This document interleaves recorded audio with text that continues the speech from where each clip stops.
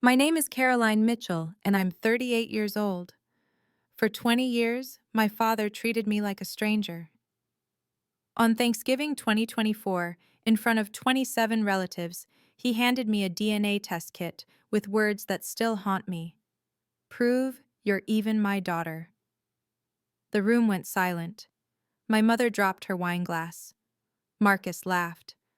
They all thought this was Dad's cruelest joke yet, another way to remind me I didn't belong. What none of them knew was that this test would expose a 35-year secret and cost my father everything he'd built. Before we continue, please take a moment to like and subscribe, but only if you genuinely connect with this story. I'd love to know where you're watching from and what time it is there. This is how my father's ultimate insult became his ultimate downfall. Growing up in the Mitchell household meant understanding your place in the hierarchy from day one. My father, Robert Mitchell, built his construction company from nothing into a $45 million empire, and he never let anyone forget it. Mitchell and Associates became his true firstborn, his real legacy. I was just the daughter who arrived 3 years before his real child, my brother Marcus. The favoritism wasn't subtle. On my 16th birthday, I received a used SAT prep book with a note saying, "Maybe this will help you amount to something." That same year, Marcus got a BMW for getting his driver's license. When I graduated summa cum laude with a computer science degree from UConn, Robert's response was, "Well, at least you'll be employable." When Marcus scraped by with C's in marketing from a state school, Robert threw a party for 200 people and announced him as the future of Mitchell and Associates. By 2024, I'd spent 15 years as a software engineer at a Fortune 500 company, developing systems that saved millions in operational costs. Marcus? He'd been vice president of operations at Mitchell and Associates for 5 years, despite never successfully completing a single project without someone else stepping in to fix his mistakes. But in Robert's eyes, Marcus was building the family legacy, while I was just there. Marcus is the future of Mitchell and Associates, my father would say at every company event, his hand on my brother's shoulder. As for Caroline, well, at least she has a steady job. The worst part wasn't the dismissal, it was how everyone just accepted it. Relatives, family friends, even my mother. They all played along with the narrative that Marcus was destined for greatness, while I was lucky to be included at all. The company retreat in August 2023 should have been my breaking point. I'd just finished developing an inventory management system that would save Mitchell and Associates $2 million annually.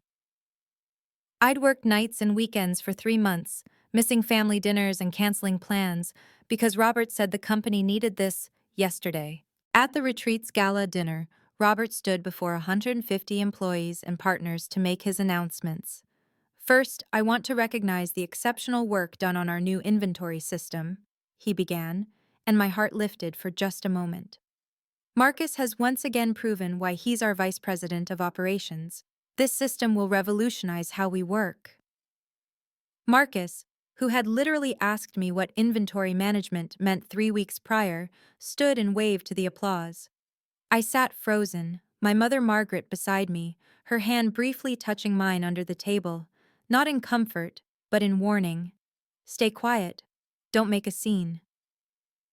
Later that night, I confronted Marcus in the hotel bar. "You know I built that entire system." He shrugged, taking a sip of his whiskey, top shelf, charged to the company card. "Dad says leadership is about delegation. I delegated to you. That's what good executives do." "You took credit for my work." "I took credit for managing you well," he corrected, that Mitchell smirk identical to our father's. "Besides, you're not really built for the spotlight, are you? Some people are meant to be leaders, others are meant to be reliable." My mother appeared then, as she always did when tension arose. But instead of defending me, she just looked at me with that expression I'd seen 1,000 times, something between pity and guilt. "Let's not ruin a lovely evening," she said softly, though her hands trembled slightly as she reached for her wine glass. October 2024 brought the news that would ultimately seal everyone's fate. Robert had summoned Marcus to a meeting with James Morrison, the family's estate attorney for 20 years. Marcus, never one to keep his mouth shut when he had good news, called me immediately after. "Guess who's about to be very, very wealthy?" he sang into the phone. "Dad just updated his will. 85% of everything, the company, the properties, the investments, all going to his sole biological son. That's literally what it says, Caroline. Sole biological son. The remaining 15% goes to you, but here's the kicker. You can't sell your shares for 10 years. He wants to make sure you can't cash out and abandon the family legacy." That's specific wording, I managed, my mind catching on the phrase biological son. "Morrison suggested it," Marcus continued, oblivious to my tone. "Something about making the will ironclad, preventing challenges from gold diggers or distant relatives. Dad loved it, said blood is what matters in the end." That evening, I received an email from Morrison Law Firm, a courtesy copy of the will's key provisions, as was standard for all beneficiaries. There it was in black and white. 85%, 85% of all assets, shares, and controlling interest in Mitchell and Associates shall transfer to my sole biological son, Marcus Mitchell. $38 million. That's what Marcus stood to inherit based on the company's current valuation. My 15% would be worth about $7 million. Nothing to scoff at, but with the 10-year restriction, I'd be forced to watch Marcus run the company into the ground while being powerless to sell my shares. But something about that phrase kept nagging at me. Sole biological son. Why not just say, my son Marcus? Why the emphasis on biological? November arrived with a board meeting that felt more like a coronation. Robert had invited me to attend, not as a participant, but as what he called family support. I sat in the corner while he presented Marcus as his succession plan to 7 board members who controlled various stakes in Mitchell and Associates. "Marcus has been instrumental in our recent technological advances," Robert announced, gesturing to the projection showing my inventory system's metrics. "Under his leadership, we've saved $2 million this quarter alone." Board member Patricia Hayes, who'd known me since I was 10, glanced my way with raised eyebrows. She knew exactly who had built that system. I'd answered her technical questions about it just 2 weeks prior, but she said nothing. "I propose we officially designate Marcus as CEO-elect to take over when I step down next year," Robert continued. The vote was unanimous. After the meeting, I overheard 2 junior executives in the break room. "Did you hear? Once Marcus takes over, he's planning a full restructuring. Apparently, anyone who's not his people should start updating their resumes." "What about Caroline?" the other asked. "Especially Caroline. Marcus told Brad she's been riding on family connections for too long, says it's time for merit-based employment." I almost laughed at the irony. Marcus, who couldn't code a simple HTML page, talking about merit-based employment. That night, my mother called. "Thanksgiving is in 2 weeks," she said, her voice strangely flat. "Your father wants everyone there. The whole family, some business partners. He says he has something special planned." "Special like Marcus's CEO announcement special?" There was a long pause. "Just be prepared for anything, Caroline. And maybe don't take everything so personally." But everything was about to become very, very personal. If you've ever experienced favoritism in your family, drop a comment and share your story. Don't forget to subscribe and hit the notification bell so you don't miss the climax that's coming. What do you think will happen with that DNA kit? Take a guess in the comments. Thanksgiving at the Mitchell estate in Greenwich was always a performance, but this year felt different. 27 people gathered in the dining room that could have been featured in Architectural Digest. Family members, Robert's business partners, even Thomas Crawford, his former CFO who'd been mysteriously fired back in 1990 but somehow remained in Robert's social circle. Robert stood at the head of the table, crystal glass raised, his face glowing with pride. Before we feast, I want to make a toast to family, to blood, to legacy. His eyes found Marcus. To my real son, who carries the Mitchell name forward with honor. Everyone raised their glasses. I raised mine too, the words real son echoing in my ears. Then came the gifts. Robert had decided to make Thanksgiving special by giving out early Christmas presents. Marcus received a Rolex Submariner. For the future CEO, Robert announced. My cousins got various expensive gadgets. Then Robert reached me, holding a small box with a red bow. The room quieted. And for Caroline, he said, loud enough for everyone to hear, something I think we've all been curious about for years. I opened the box. Inside was an ancestry DNA kit. The room went silent. Someone gasped. My mother's wineglass slipped from her hand, shattering on the floor. Robert's smile was razor sharp. Just to put all those family jokes to rest, let's see if you're really mine, shall we? I mean, you've never quite fit in, have you? Maybe this will explain why. 27 pairs of eyes watched me. Marcus was actually laughing. Oh, come on, Caroline, it's just a joke. Unless you're worried about something? I looked at the kit, then at Robert, then at my mother frantically trying to clean up the wine with shaking hands. You want me to take this test? I asked calmly. If you're really a Mitchell, you've got nothing to hide. I stood up slowly, the DNA kit in my hands. The room held its breath. I'll take your test, I said, my voice carrying across the silent dining room. On one condition. Robert's smirk widened. You're hardly in a position to make conditions.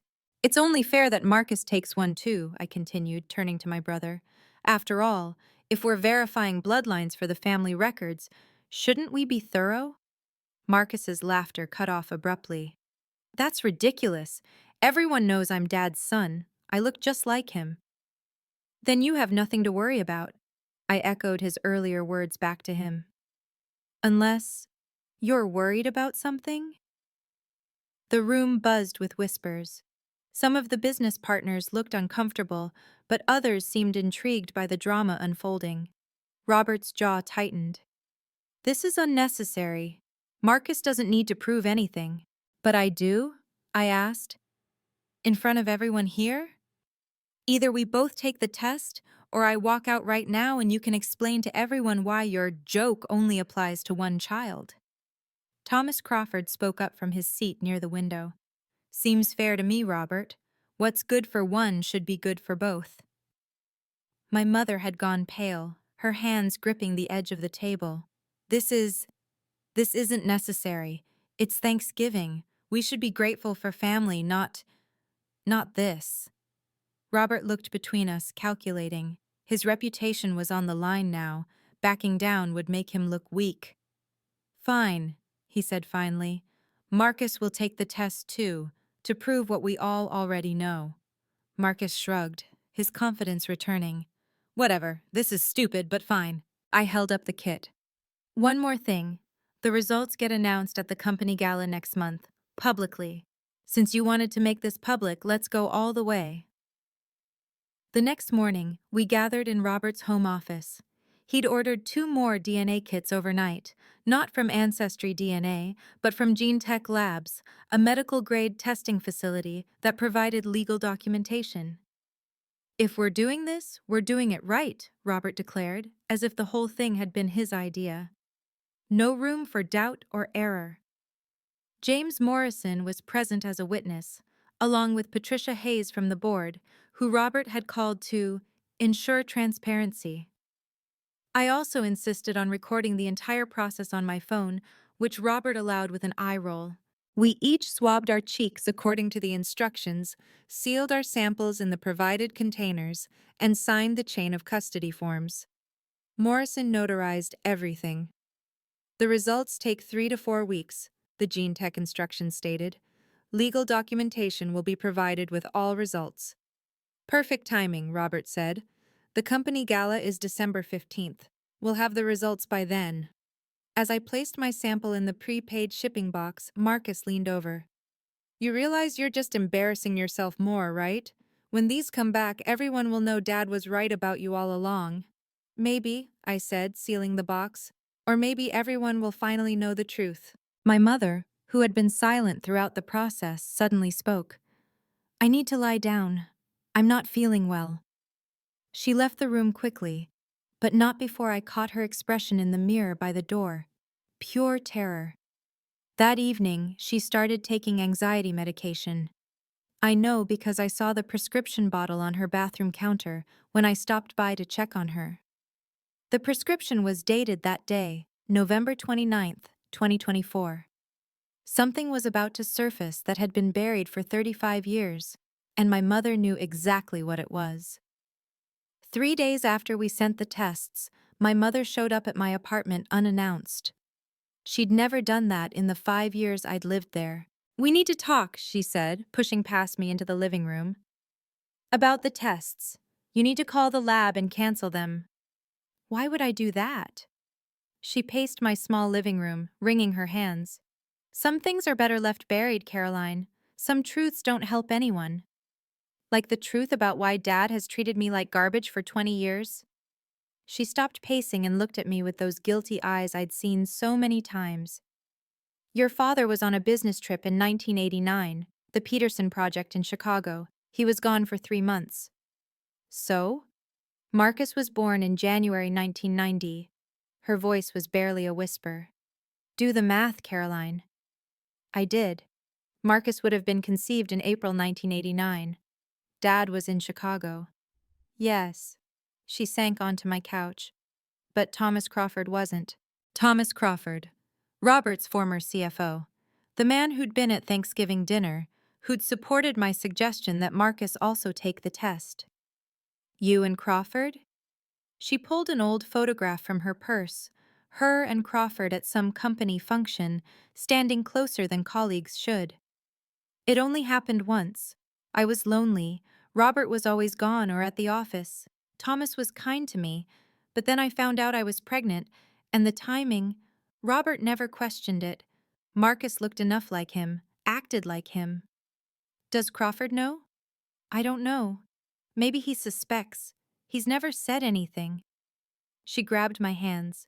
Please, Caroline, cancel the tests. I'll talk to your father. Make him treat you better. Just please don't destroy our family. I didn't cancel the tests. How could I? 20 years of being called a mistake, and now I knew why my mother had never defended me. Her guilt had kept her silent while Robert destroyed my self-worth day by day. December arrived with preparations for the company's 25th anniversary gala in full swing.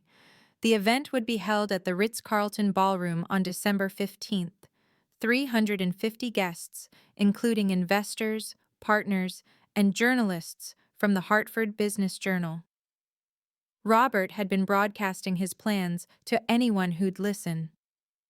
It's going to be the event of the year, he told me during a mandatory family dinner. I'll be announcing Marcus as my official successor, and we'll put those silly DNA questions to rest once and for all.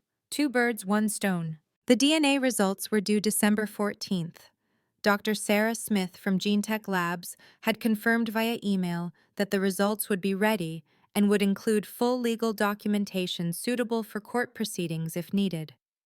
Why court proceedings? I'd asked during our phone call.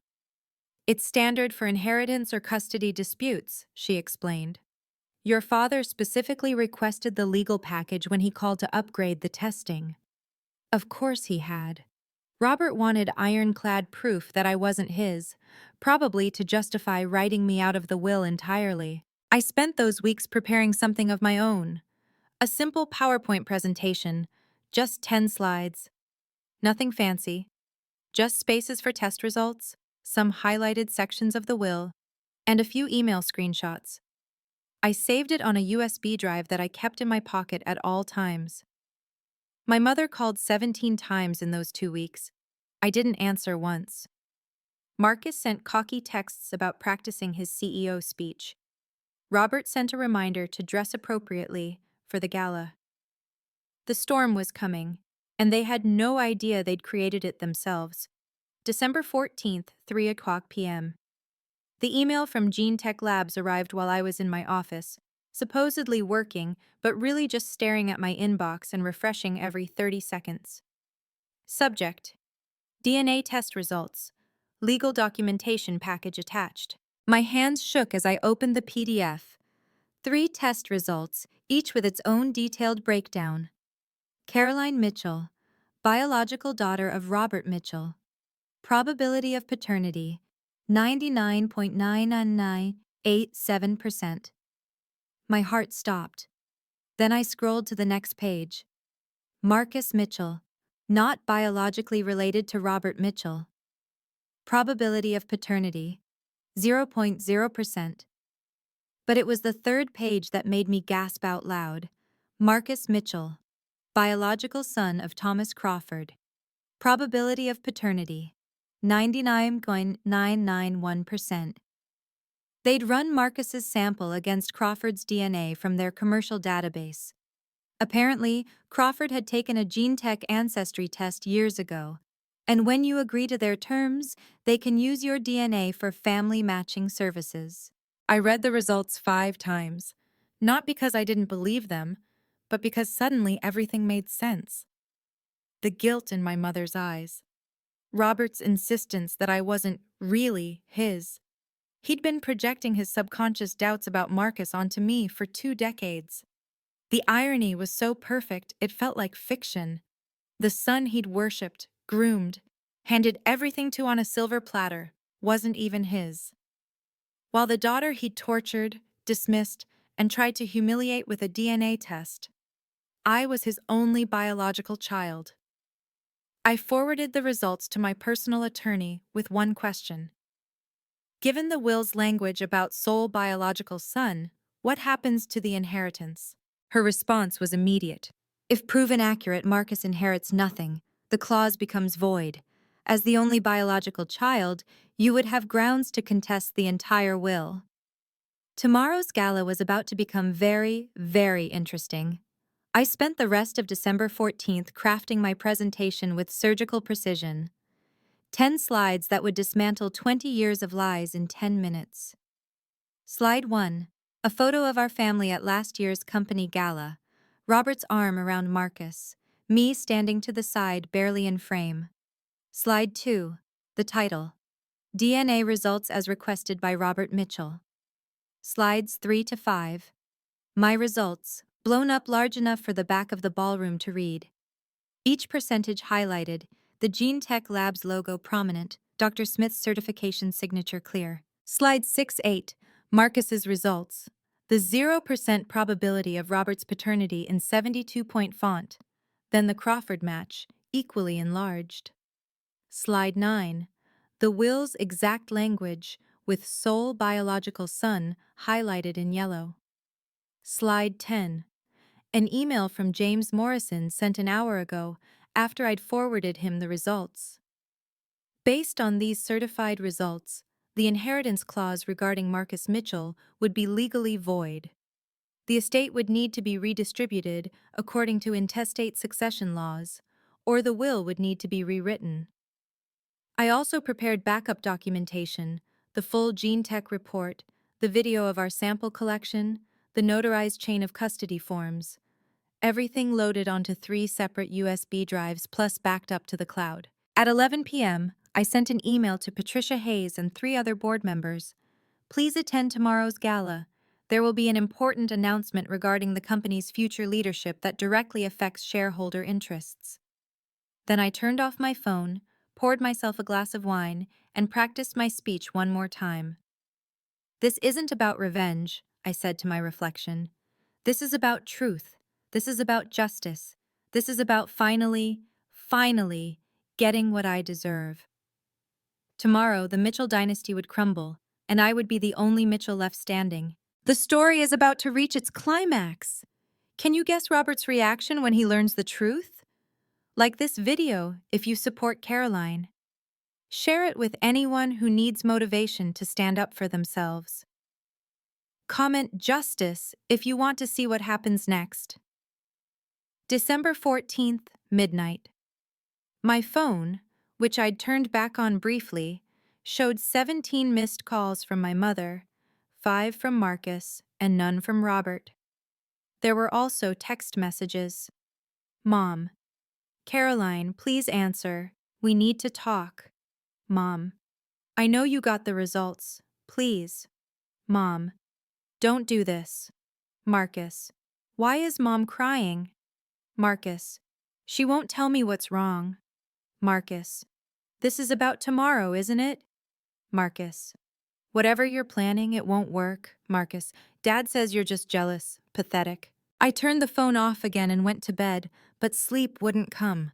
I kept thinking about all the moments that led to this. Every dismissive comment, every stolen achievement, every time I'd been told I wasn't good enough, wasn't really family, wasn't worthy of the Mitchell name.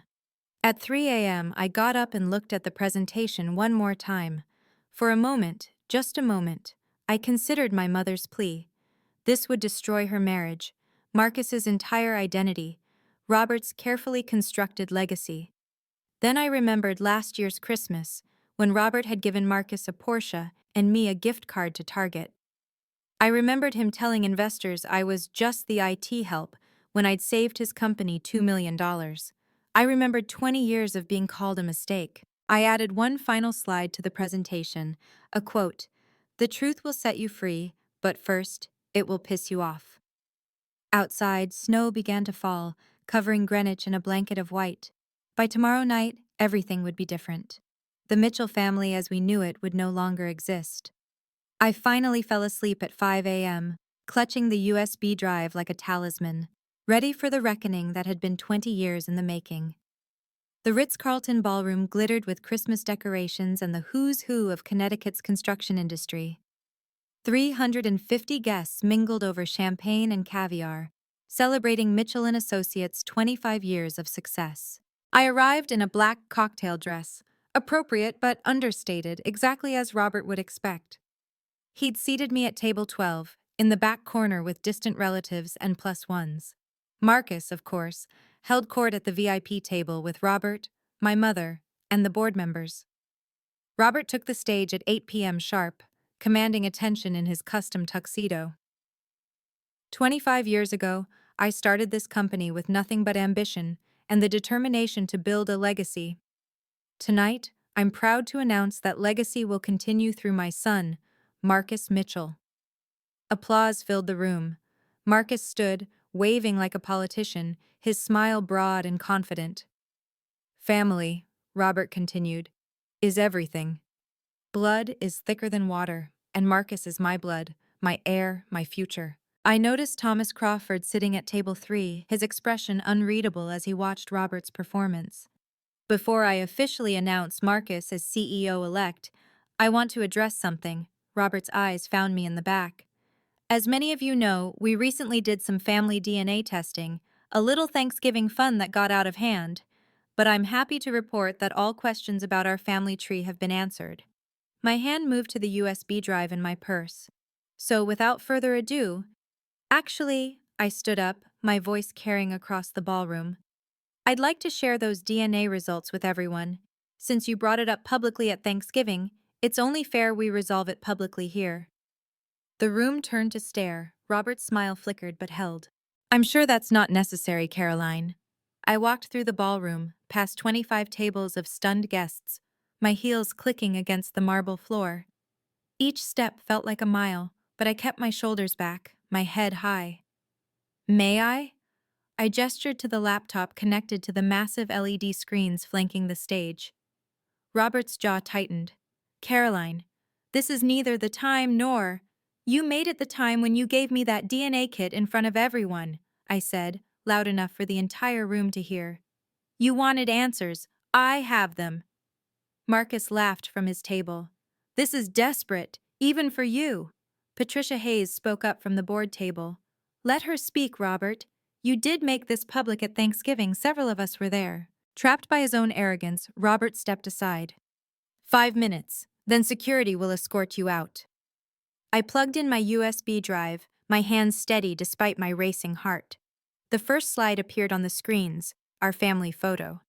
For 20 years, I began, I've been told I'm not really a Mitchell, that I'm a mistake, that I don't belong. I clicked to the next slide. DNA results as requested by Robert Mitchell. So let's see who really belongs in this family. The room was silent except for the hum of the projector. Remember that DNA kit you gave me as a joke? I looked directly at Robert. Remember insisting Marcus take one too, to prove he's your real son? My mother stood abruptly, her chair scraping against the floor. Caroline, please. The results came in yesterday, I continued, clicking to slide 3. Let's start with mine. The screen displayed my results. Probability of paternity, 99.9987%. Turns out, I am definitely Robert Mitchell's biological daughter. But that's not the interesting part, I said, clicking to the next slide. Marcus's results filled the screens. The 0% probability of Robert's paternity might as well have been written in fire. The ballroom erupted. Gasps, whispers, chairs scraping as people stood for a better view. Robert stood frozen at the side of the stage, his face draining of color. That's fake, Marcus shouted, jumping to his feet. This is fabricated. She's lying. I clicked to the next slide. Marcus's match with Thomas Crawford, 99.991%. Thomas Crawford slowly stood from his seat, his face a mask of shock and something else. Recognition, perhaps. The pieces finally falling into place after 35 years. My mother collapsed back into her chair, her hand over her mouth. She didn't faint as I'd expected. She just sat there, tears streaming down her face. The secret she'd carried for so long finally exposed. According to the will Robert signed in October, I clicked to the next slide, showing the highlighted text. 85% of everything goes to his sole biological son. The final slide appeared, Morrison's email confirmation. But Robert doesn't have a biological son. He has a biological daughter. Me. The mistake. The disappointment. The one who never belonged. Robert finally found his voice. This can't be. The lab made an error. Gene Tech Labs doesn't make errors. Dr. Sarah Smith stood from table 7. I hadn't known she'd be here, but Patricia Hayes had apparently invited her. I supervised these tests personally. I ran them 3 times to be certain. The results are accurate. The Hartford Business Journal photographer was frantically taking pictures. Board members were huddled in heated discussion. And Marcus. Marcus looked like his entire world had just imploded. Because it had. This is a setup, Marcus shouted, pushing through the crowd toward the stage. She paid someone off. This isn't real. Dr. Smith walked to the microphone with calm authority. I'm Dr. Sarah Smith, Director of Genetic Services at GeneTech Labs. I stake my professional reputation on these results. We maintained strict chain of custody, which was witnessed and notarized by Mr. James Morrison. Morrison stood reluctantly. The sample collection was properly witnessed and documented. I have the video evidence and signed forms. Furthermore, Dr. Smith continued, Mr. Crawford's DNA was already in our database from a test he took 3 years ago. The match with Marcus Mitchell was discovered through our standard relative matching protocol. Patricia Hayes stood at the board table. Robert, given this information, we need to convene an emergency board meeting tonight. You can't do this! Robert's composure finally cracked completely. This company is mine. Marcus is my son. I raised him. You raised him, I agreed, still at the microphone. But he's not your biological son. And according to your own will, that's all that matters. Your words, not mine. I pulled out my phone and showed the email I'd sent to the board 5 minutes before taking the stage. The full GeneTech report, the video evidence, everything. The board has all the documentation, I announced. So does the Hartford Business Journal as of... I checked my phone. 30 seconds ago. Marcus lunged toward me, but security intercepted him. The same security Robert had threatened to use on me. You destroyed everything, Marcus screamed as they held him back. You vindictive! I didn't destroy anything, I said calmly. I just told the truth. The DNA test was your father's idea, remember? Robert grabbed the microphone, his hands shaking. This changes nothing. I'm still the CEO. I'm still the majority shareholder. Actually, Patricia Hayes announced, having just finished a hushed phone call, the board has voted 7-2. You're temporarily suspended pending a full investigation into potential fraud regarding the misrepresentation of company leadership succession. You can't. We can and we did, Patricia continued. You've been grooming someone with no legitimate claim to the company while overlooking your actual heir. Our shareholders could sue us into oblivion. Robert turned to my mother, who still sat frozen at the VIP table. Margaret, tell them this is a mistake. Tell them! She stood slowly, her voice barely audible even with the microphone. It's true. All of it. Thomas and I, it was just once. I'm so sorry. The room exploded again. Thomas Crawford was surrounded by people asking questions. Marcus had to be physically restrained from charging at Crawford, screaming, You knew! You had to have known! The lawyers will sort this out, Robert said desperately. The will can be contested. With what grounds? I asked. You specified biological son. You insisted on DNA tests. You created the situation entirely on your own. I turned to address the room one final time. For 20 years, this man told me I was worthless, that I didn't deserve the Mitchell name. He built his golden boy up on a foundation of lies while tearing me down with what he thought was the truth. But the real truth is poetic justice. Security began escorting Marcus out as he continued shouting threats and profanities. Robert stood alone on the stage, his empire crumbling around him, finally understanding what it felt like to be the one who didn't belong. The emergency board meeting convened in the hotel's conference room at 10 p.m. I wasn't supposed to be there, but Patricia Hayes insisted I attend as the only legitimate Mitchell heir present. The vote was swift and decisive. Robert was removed as CEO effective immediately. Marcus's position as vice president was terminated with 2 weeks standard severance, the minimum required by law. We need stable leadership, Patricia announced. Someone who understands the company and has proven competence. The board unanimously appoints Caroline Mitchell as interim CEO. I hadn't expected that. I'm not sure I'm ready. You built the system that saved us $2 million, board member William Chen interrupted. You have an engineering degree and 15 years of corporate experience.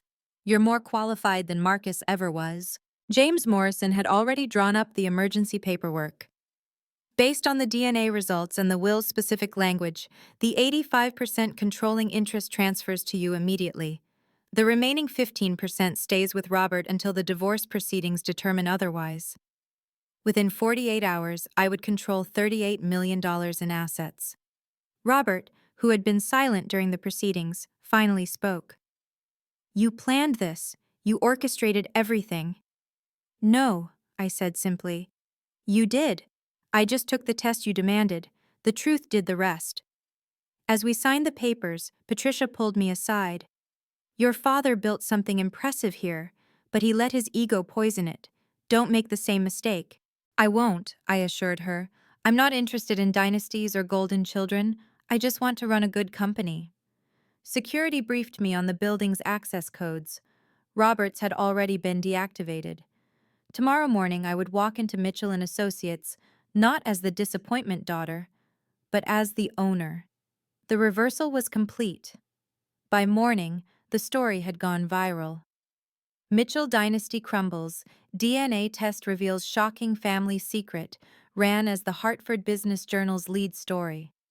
Someone had leaked the video of my presentation.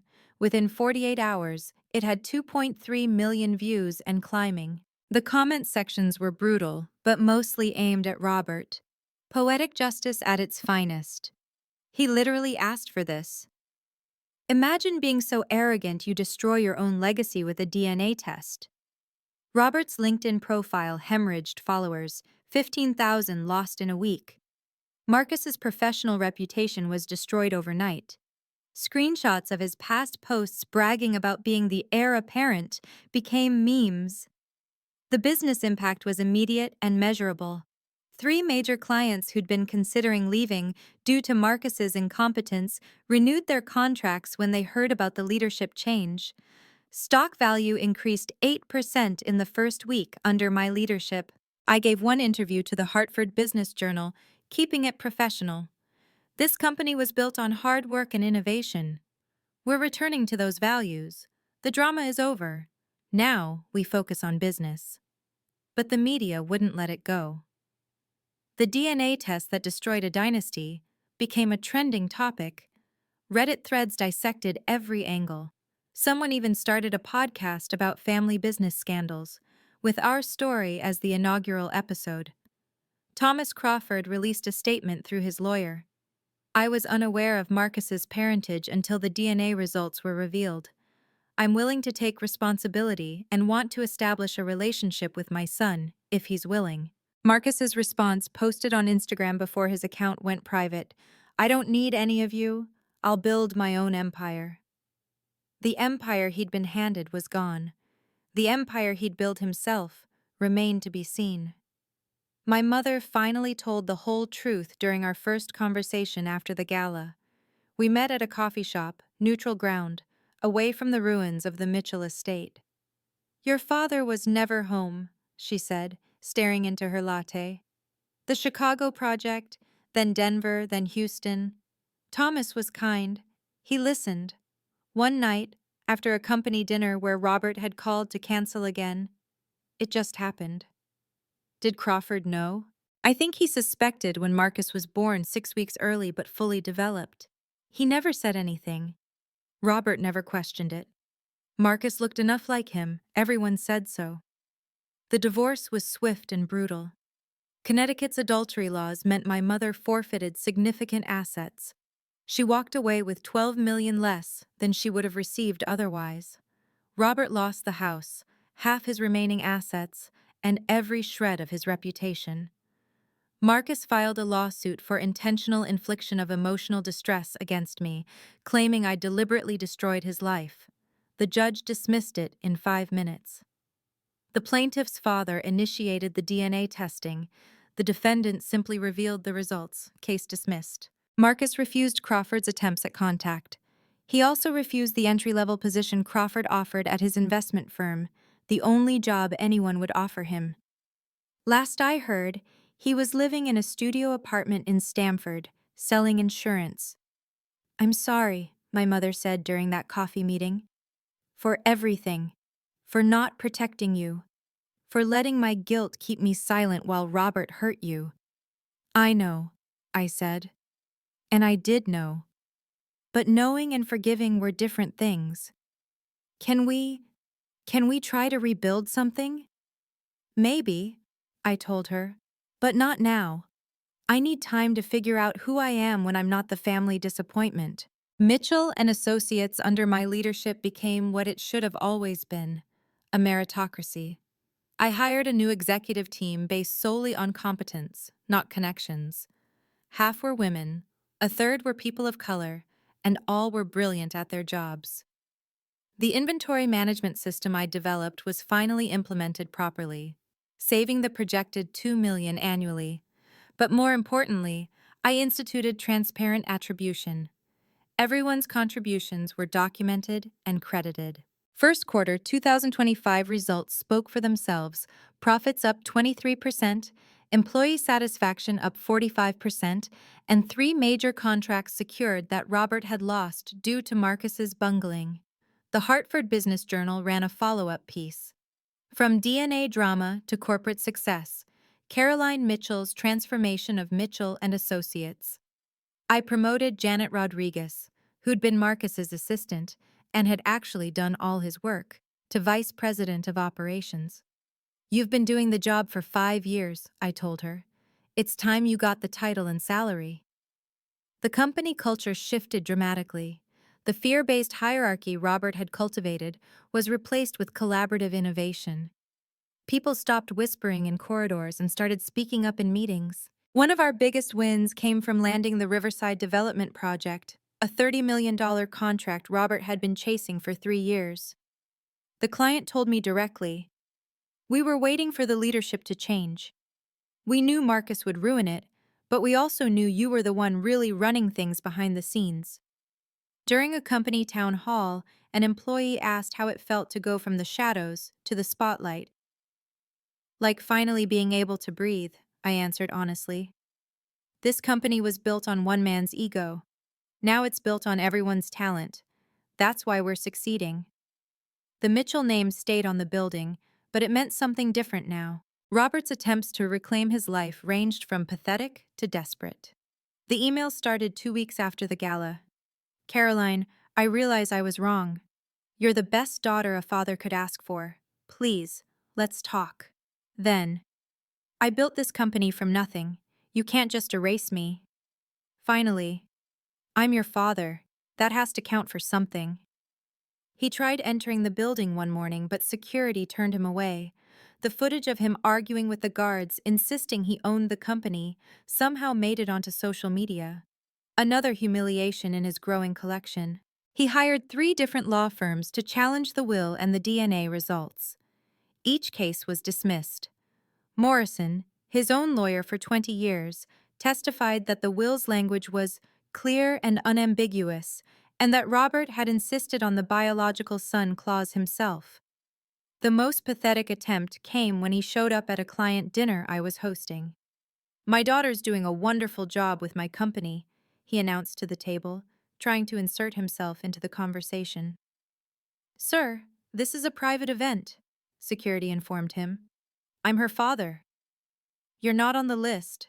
Now he lived in a 2-bedroom apartment in Fairfield, a 45-minute drive from the estate he'd once ruled. His LinkedIn profile listed him as consultant with no company attached. His posts about resilience and rising from setbacks got fewer likes each time. Marcus had cut him off completely. My mother was gone. His business associates avoided him. The man who'd built his identity on legacy and blood had lost both. I gave you everything, he wrote in his last email to me. I didn't respond. We both knew the truth. He'd given me nothing but pain, and in trying to prove I was nothing, he'd proven I was everything. 3 months after the gala, I agreed to meet Robert. Once a month, lunch, in a public place with clear boundaries. These are my terms, I told him at that first meeting. You don't get to comment on my decisions. You don't get to take credit for my success. You don't get to pretend the past 20 years didn't happen. If you can't handle that, we don't meet at all. He aged 5 years in those 3 months, his hair completely gray now, his swagger replaced with a slight stoop. I understand. Marcus was a different story. After sending threatening messages including, "You'll pay for this," and "I'll destroy you like you destroyed me," I filed a restraining order. He was blocked on everything, legally prohibited from contacting me. My mother got limited contact with conditions. I helped her find a therapist who specialized in family trauma and secret keeping. She was working through 35 years of guilt, and I was working through 20 years of neglect.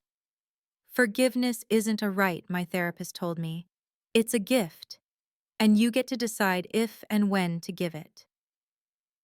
I established the Caroline Mitchell Foundation for Women in STEM, funded with $5 million from my inheritance. Every scholarship recipient would know they were supported by someone who understood what it felt like to be overlooked and underestimated. Why are you helping him? Patricia Hayes asked about my monthly lunches with Robert. I'm not helping him, I clarified. I'm choosing to be the person I want to be, regardless of who he was. But trust, respect, those have to be earned from zero, and he's still in the negative. The boundaries were clear, firm, and non-negotiable. For the first time in my life, I was in control of my relationship with my family. The external success was measurable. CEO of a $45 million company, respected in the industry, featured in Forbes' 40 Under 40. But the internal transformation mattered more. I started therapy the week after the gala, working through 2 decades of gaslighting and emotional abuse. You were the family scapegoat, my therapist explained. Everything wrong was your fault. Everything right was someone else's achievement. That's not normal, and it's not okay. For the first time, I stopped apologizing for existing.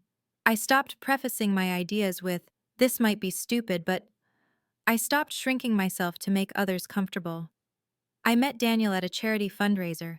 He ran a nonprofit for youth coding education. He knew my story, everyone did, but he was interested in who I was now, not my family drama. "You're brilliant," he said on our third date. "And I'm not talking about the company or the money. You see solutions where others see problems." The Caroline Mitchell Foundation launched with 30 scholarships in its first year. Each recipient got not just money, but mentorship. I personally met with every single one. They told me I wasn't smart enough for engineering, one recipient, Maria, told me. My family said I should study something more suitable for women. Mine said I was a mistake, I shared. Now I run a $45 million company. Don't let anyone else define your worth. The nightmares stopped after 6 months. The anxiety attacks after 8. The constant need for validation after 10. One morning, I woke up and realized I wasn't afraid anymore. Not of judgment, not of failure, not of being found out as not good enough. I was Caroline Mitchell, CEO, philanthropist, survivor. And for the first time in 38 years, that was exactly who I wanted to be. Standing in my CEO office 1 year later, I looked at the old family photo on my desk, not with bitterness, but with understanding. That scared, diminished girl in the corner of the frame had no idea what she was capable of. The DNA test that was meant to humiliate me had instead freed me. It proved that blood doesn't define family, but it can expose the lies we build our lives on. Robert had been so certain I wasn't his that he'd projected that doubt onto me for 20 years, while never questioning the son who actually wasn't his. "Your father gave you a gift," my therapist had said. "Not intentionally, but he did. He showed you exactly who he was, publicly, undeniably. No more gaslighting, no more doubt. The truth set you free." The truth also taught me that when toxic people hand you a weapon, thinking it will destroy you, they often don't realize they're handing you the key to your freedom. Robert's cruelty became my catalyst. His DNA test became my evidence. His public humiliation became my public vindication. But the most important lesson? Justice isn't revenge. It's finally getting what you always deserved. I didn't destroy Robert. He destroyed himself with his own arrogance. I just refused to keep his secrets anymore. "Thank you for the DNA kit, Dad," I said to the photo, then placed it in my desk drawer. "It was the best investment you ever made in me." The Mitchell empire Robert built on blood and favoritism was gone. In its place stood something stronger, a company built on merit, a leader who earned her position, and a woman who finally knew her worth. The mistake had become the only true Mitchell, and that was the greatest irony of all. Thank you for listening to my story. If you're struggling with toxic family dynamics, remember, you deserve respect, regardless of blood relations. Subscribe to hear more stories about justice and courage. Share this video with someone who needs to hear that they're not alone in their struggle. Comment boundaries if you believe in standing up for yourself and setting healthy limits. Until next time, remember, sometimes the best revenge is simply revealing the truth.